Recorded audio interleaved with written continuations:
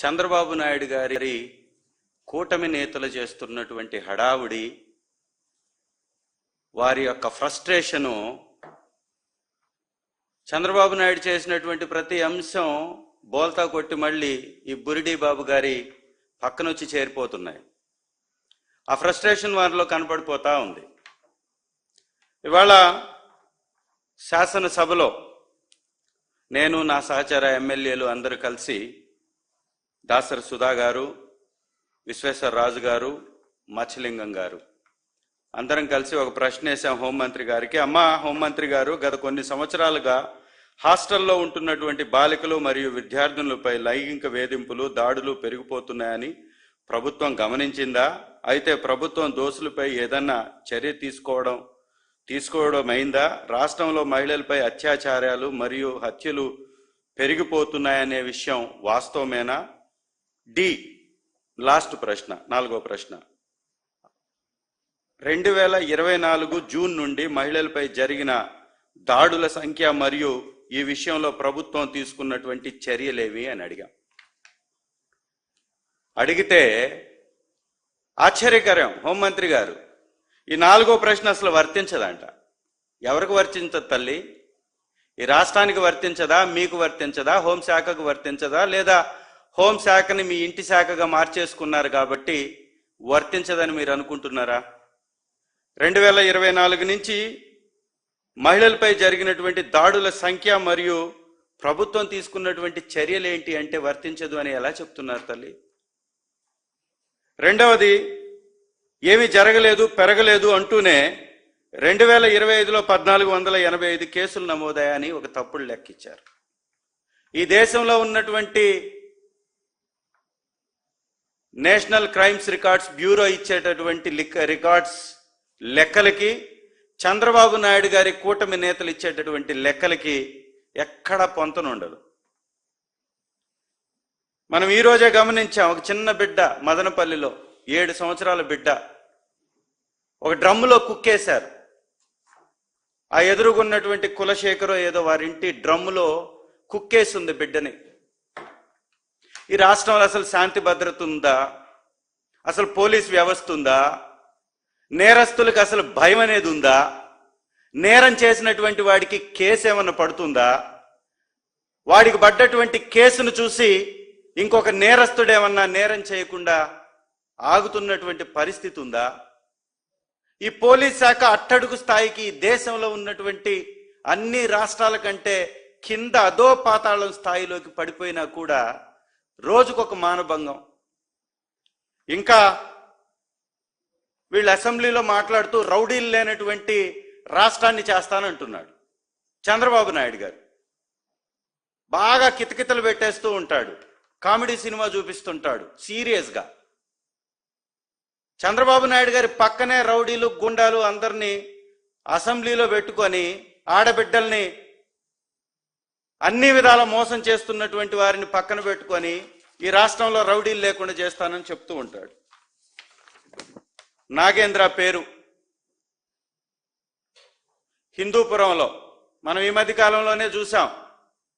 వీరి యొక్క హావభావాలు, వీరు గతంలో మాట్లాడినటువంటి విధానాలు, బాలకృష్ణ గారు రామారావు గారి కొడుకుగా పుట్టి కూడా మహిళల్ని చిన్నపాటి గౌరవంతో కూడా చూడడం.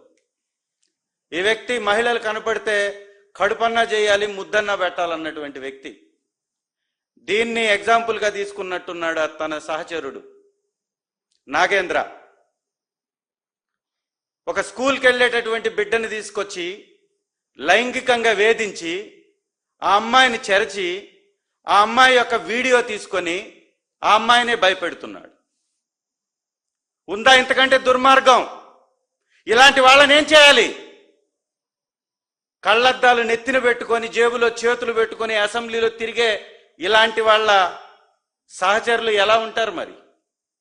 అసెంబ్లీ అంటే భయం లేకుండా, అసెంబ్లీ అంటే భక్తి లేకుండా, అసెంబ్లీ అంటే గౌరవం లేకుండా మాజీ ముఖ్యమంత్రి గారిని ఎంతొస్తే అంత మాట్లాడినటువంటి ఈ పెద్ద మనిషి యొక్క సహచరులు చేస్తున్నటువంటి నిర్వాకం ఇంకా పెరగలేదని చెప్తుంది.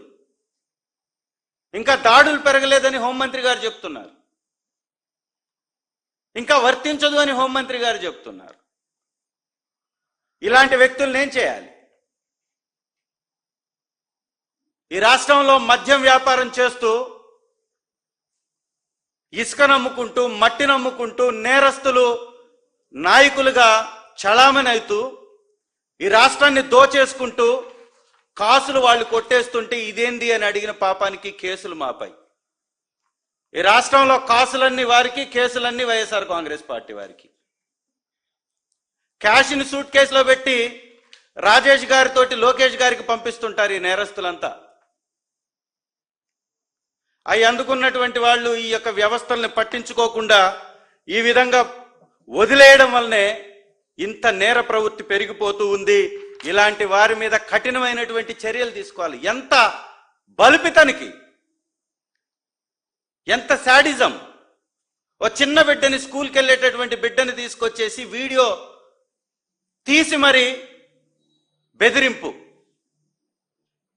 ఇది తెలుగుదేశం నాయకత్వ ప్రభుత్వ పనితీరు.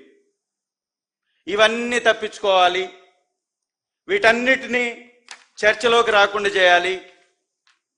చర్చకి వస్తే వాళ్ళకి సమస్య వస్తుంది. కాబట్టి ఇమీడియట్గా దేవుణ్ణి తీసుకొచ్చేసేయాలి.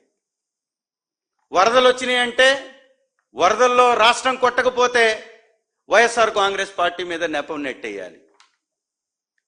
ఏమన్నా మాట్లాడితే ఏ ప్రశ్న వేసినా మీకు వచ్చింది 11 నంబరే అంటారు. ఈ 11 నంబర్ వచ్చినటువంటి నాయకుడిని చూస్తే చెడ్డీలు తడుపుకుంటారు. మళ్ళీ అసెంబ్లీలో చెప్తారు, ఇక్కడి నుంచి గుంటూరు పోవడానికి 6 గంటలు పడుతుంది ప్రతిపక్ష నాయకుడికి అని ముఖ్యమంత్రి చెప్తాడు. మరి పట్టదా? ప్రజలకు తక్కువ మేలు చేశాడా జగన్మోహన్ రెడ్డి గారు? పథకాలని పేదల గడపల వద్దకు తీసుకెళ్లాడు. మరి అభిమానం చూపించరా? మీకంటే మీ చరిత్రలో 5 సార్లు ముఖ్యమంత్రిగా అయి కూడా ఒక్క పథకం చంద్రబాబు నాయుడు గారి పేరు చెప్తే గుర్తుకు రాదు. ఇవాళ జగన్మోహన్ రెడ్డి గారి పేరు చెప్తే పదుల సంఖ్యలో పథకాలు, వందల సంఖ్యలో వారికి లబ్ధిదారులు, వేల సంఖ్యలో, కోట్ల సంఖ్యలో పథకాలు అందినటువంటి ప్రజలు. మరి రారమ్మ జనాలు? నీ కొడుకు నువ్వు పోతే నిన్ను పట్టించుకునే వాళ్ళు లేరు. ఆ వ్యానుల దగ్గర హడావుడే చేసేటటువంటి పోలీసులు తప్ప ఎవరో జనాలు లేకపోయినా ఆ యొక్క రోపులు పట్టుకునేటటువంటి ఆ రోప్ టీం తప్ప మీ దగ్గర ఎవరుంటారు? మరి ప్రజలు. ఆ దేవదేవుడు కూడా క్షమించలే వీళ్ళని. వీళ్ళ పాపాన్ని బయట పెట్టేశాడు.